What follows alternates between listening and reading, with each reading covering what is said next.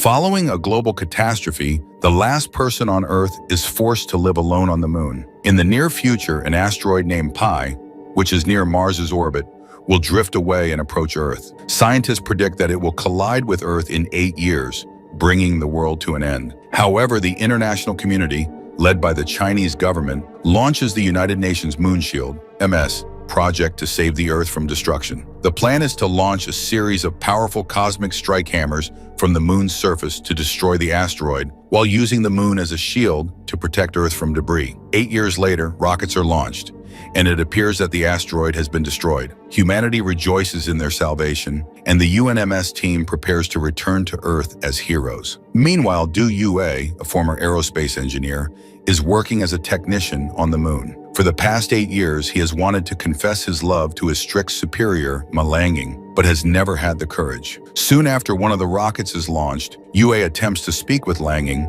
but is chastised for slacking off and even berated for her inability to remember his name. Despite this, Yue stares at her with longing eyes, hoping for mutual feelings. Langing then instructs him to prepare the rockets for their return to Earth. Suddenly, one of the scientists panics and reports that one of the cosmic strike hammers has veered off course, causing the asteroid debris to break free from its orbit and threaten to destroy their base in 27 minutes. Langing directs an emergency evacuation of all departments. However, Yue, unaware of the danger, is sitting in his room with headphones on, writing a letter to his beloved. As rockets carrying mission participants launch from the moon's surface, Yue remains immersed in his daydreams. After about 20 minutes, he notices one of the rockets take off and hears the evacuation warning. Shocked, Yue jumps into his rover and races to the launch site, but all but one rocket has already taken off. He immediately turns and heads for the last remaining rocket, piloted by Lang. Yue accelerates, shouting for her to wait, but his rover crashes into one of the craters. With asteroid debris approaching, Langing is forced to take off alone. Yue eventually climbs out of the crater and watches the rocket launch into the sky.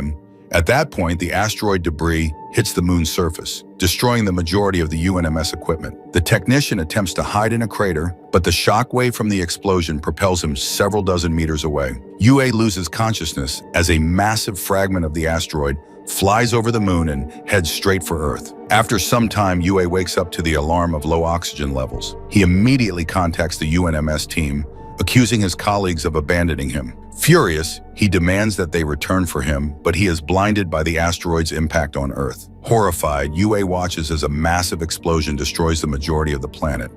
He then returns to the remaining habitat block and spends the next 6 days attempting to contact the team, but no one responds. Fortunately, the life support system is still intact, and there is enough food to feed 300 people for the next 4 years, so Yue will be able to live on the moon for the remainder of his life. Assuming that no one from the team survived, Yue decides to honor them, while remembering that he never confessed his love to Langing. He then decides to enter Langing's room, but is unable to figure out the password. Frustrated, he installs an explosive device on the door and eventually finds himself among his loved one's belongings. He spends his days conversing with an imaginary Langing, and in the evenings, he plans romantic dinners with a pawn dressed in her clothes. After dinner, he kisses a pillow with Langing's face on it, unaware that his colleagues, including Langing herself, are staring at him in surprise. The team survived and settled in the bunkers of an abandoned space base. Following the asteroid's impact, massive tsunamis swept across the globe, submerging 30% of the land. Cities are now covered in volcanic ash, and the air is toxic.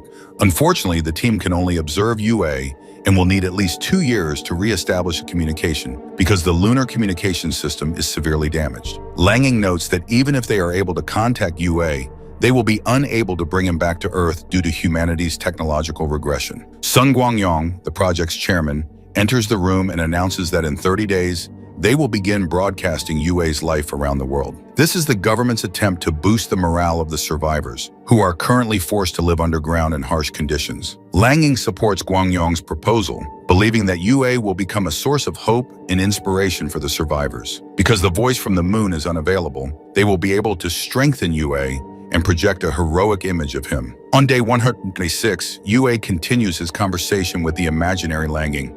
He suffers from loneliness and has considered suicide. One day, Yue goes to the storage room to get a powerful drug that will put him to sleep indefinitely. Suddenly, he hears a strange noise and finds torn packaging and crumbs in the hall. He cautiously looks into the overturned storage room and notices a mysterious shadow. He notices a female figure and approaches her in the hopes of making a pleasant introduction. But it turns out that the shadow isn't cast by a woman at all. It's a giant kangaroo named King Kong Roo, who is devouring Yue's supplies and preventing him from reaching the bottle of sleeping pills. Meanwhile, an actor has been invited to the base to voice Yue. Everyone is preparing for the first live broadcast, and Langing reminds them that Yue must project a heroic image. When the camera is turned on, however, viewers see King Kong Roo rather than Yue. The live broadcast is interrupted, and Langing informs Guangyong that the red kangaroo has escaped from the research lab. He insists that the broadcast continue, so the actor begins commenting on the actions of Yue and King Kong Roo. On the moon, Yue, armed with a shovel, attempts to sneak past the kangaroo and into the supply room. However, the animal grabs the shovel from his grasp and proceeds to beat up the unfortunate technician. Yue returns to his room and tells the imaginary Langing that he is tired of being beaten by King Kong Roo, who refuses to let him die peacefully. Realizing he cannot defeat the animal, Yue creates a kangaroo female costume and attempts to seduce it. This time, Yue reaches the coveted bottle, but King Kong Roo pulls him in and attempts to mate with him. While stunned viewers watch this madness unfold live, the kangaroo accidentally rips Yue's mask off and, enraged, throws him to the opposite end of the supply room, shattering the necessary bottles. Langing admits that the decision to broadcast Yue's life was a mistake. Now he looks more like a lunatic than a hero. After a while, the team on Earth notices that Yue intends to fight the kangaroo with a 3D printed machine gun. He shoots plastic pellets at the animal, and it appears to flee. The entire world is rooting for Yue in his battle against King Kong Roo, but the kangaroo quickly takes control and beats up the poor technician once more. After a fierce fight, Yue awakens and discovers that his receiver is picking up signals from Earth. He asks, hoping it's the UNMS crew, but no one responds. At that point, the kangaroo's tail strikes the wires, potentially causing the interference. Nonetheless, the signals offer Yue hope. Overcome with emotion, he assures the kangaroo that they will be able to return home, but the animal delivers another blow. On the 224th day since the disaster, Yue has learned to live more peacefully with King Kong Roo. Tired of waiting for the team to contact him again, he decides to travel to Earth on his own. Yue intends to use the spacecraft left behind after the Apollo 18 mission. With its modules, he hopes to reach the space station and then return to Earth in a capsule. Soon, Yue and the kangaroo set out to find the spacecraft. He finds a module, returns it to the base, and begins building a new device from the old parts. On the 282nd day,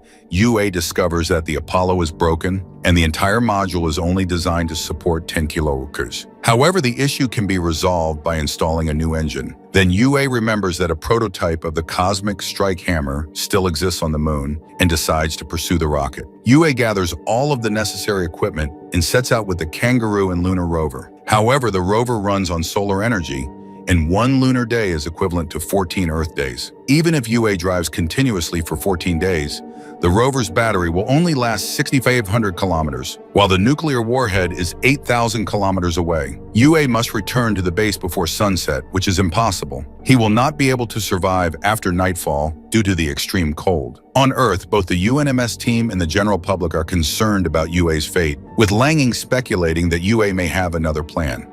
Indeed, Yue decides to go in the opposite direction, following the sun and extending the daylight hours. Because the moon rotates at a rate of 16.6 kilometers, Yue now has 41 days to complete the mission, with only 4 hours of sleep per day. Yue intends to reach the destination in 31 days, covering nearly 12,000 kilometers, collect the rocket, and return to base in another 10 days. The journey is difficult for Yue, and he struggles with exhaustion. Despite everything, Yue and the kangaroo make it to the research center where the warhead is stored. The technician inspects the rocket and notices, horrified, that the kangaroo is playing with the control buttons. Fortunately, Yue prevents a disaster. On the way back, he locks the kangaroo in the trailer for safety. Halfway to the base, the trailer unexpectedly detaches, and Yue, preoccupied with his impending return, fails to notice. After driving hundreds of kilometers, he decides to get out of the rover to stretch, only to find that the trailer has vanished. He realizes that if he returns for the kangaroo, He won't make it to the base before sunset and will die, but his conscience won't let him abandon his new friend, so Yue decides to try and save him. To the audience's delight, Yue turns around and rushes back for King Kong Roo. The kangaroo jumps on Yue and begins licking him, overjoyed to have been rescued. They then hop into the rover and drive straight to the base without stopping. The sun soon disappears behind the horizon, but Yue refuses to give up. To extend the battery life, he turns on power saving mode and turns off the heating. After a while, the temperature drops to 40 degrees and the battery dies completely. Yue realizes there are only 50 kilometers left to the base and regrets that they came so close but ran out of time. The technician and kangaroo exit the rover, looking sadly at Earth, knowing they will never return. King Kong Roo notices a reflection of light on the surface of the rover and begins chasing it. That's when Yue comes up with a new strategy. He makes a sled out of the rover doors, ties it to the kangaroo, and uses a beam of light to entice the animal to run ahead. They soon come across a huge crevice in their path, but Yue does not stop and allows the kangaroo to jump over it. As they fly over the middle of the chasm, Yue opens the gas tanks on his back, and the thrust allows them to glide to the other side and eventually reach the base. Meanwhile, on Earth, the dust is gradually settling and the communication system is being repaired. In approximately 3 months, the team will be able to contact Yue. Back at base, Yue continues to work on the rocket, hoping for a return. On the 516th day, Yue notices interference from the receiver again and is relieved that the team is still attempting to contact him. But then he realizes that the interference is caused by the kangaroo touching the wires. Disheartened, Yue realizes that the signal that gave him hope for rescue was an illusion, and that perhaps no one survived at all. He decides to stop fighting because he has nowhere and no one to turn to. Yue steps outside, leaving a model of a female kangaroo in place of the real one, and prepares to remove his helmet and end his pointless existence. But at that exact moment, Langing suggests that all of the surviving people go out into the streets and point their lit lanterns at the moon, signaling to Yue that he is not alone. Fortunately, at the last moment, Yue notices a signal from Earth and reconsiders his decision to end his life. On the 613th day following the disaster, communication with space is restored. Yue sobs with joy as he sees and hears the team, particularly Langing. From that point forward, Yue and the UNMS team begin collaborating to repair the ship. One evening, Yue tells Langing that she was the sole reason he agreed to join the UNMS mission as a technician. Langing apologizes and admits that she saw him during the evacuation, but chose not to wait out of fear for the rest of the team's safety. However, Yue does not hold this against his beloved. They finish their conversation and Langing leaves, not noticing a new asteroid on the radar that is heading toward Earth. On the 943rd day, the rocket is finally ready to launch. The entire world holds its breath as Yue and King Kong Roo leave the moon's surface. The launch is successful and they quickly enter orbit and arrive at the space station, where they prepare to board the rescue capsules. However, at that time, Langing discovers that a massive fragment of the asteroid Pi, now known as P+, is heading toward Earth. The UNMS leadership recognizes that only Yue can save Earth because the last cosmic strike hammer is aboard his ship. Langing informs Yue of their dire situation, and he immediately agrees to sacrifice himself for the sake of Earth's survival. On Earth, an alert is issued, and the government warns the survivors that humanity is once again on the verge of extinction. Meanwhile, with tears in his eyes, Yue bids King Kong Roo farewell. He wishes him a long life among his people and sends him to Earth in the rescue capsule, taking matters into his own hands. Yue moves toward the asteroid field, dodging numerous fragments. However, one of the pieces collides with his ship, causing it to spin wildly in space. Langing advises him to turn on the stabilizers to slow the spin, but they are broken. She then suggests opening the airlock to equalize the pressure, which Yue successfully does after several attempts. The depressurization system works, and the ship stops spinning. However, it turns out that the ship's engine has failed and it no longer has enough energy to approach the asteroid. Yue makes the difficult decision to personally deliver the rocket to the asteroid, condemning himself to a tragic death. He goes live one final time and bids farewell to the stunned viewers. Yue admits that he has never stood out in life, but he now realizes that his life's purpose is to save humanity. He activates his jetpack, disconnects the warhead, and flies straight toward the asteroid. Yue gets closer to it, and his spacesuit gradually deteriorates. He remembers Langing one last time, and she activates the warhead. Following the powerful explosion, people emerge from their shelters to see thousands of small fragments fall to Earth, rejoicing in their salvation while mourning UA. More than 10 years later, humanity is still restoring life on Earth. People enjoy the greenery and fresh air, while King Kong Ru lives in a sanctuary with his kind, exactly as UA had wished. Additionally, the government is preparing a new space mission, and Langing, along with the team, returns to the moon to protect the planet from new threats. Would you be willing to give up your life to save humanity? All right, that's a wrap for today. If you enjoyed the video, hit like. It really helps the channel. Leave a comment with your thoughts and don't forget to subscribe and turn on notifications so you never miss an update. Thanks for watching and see you next time.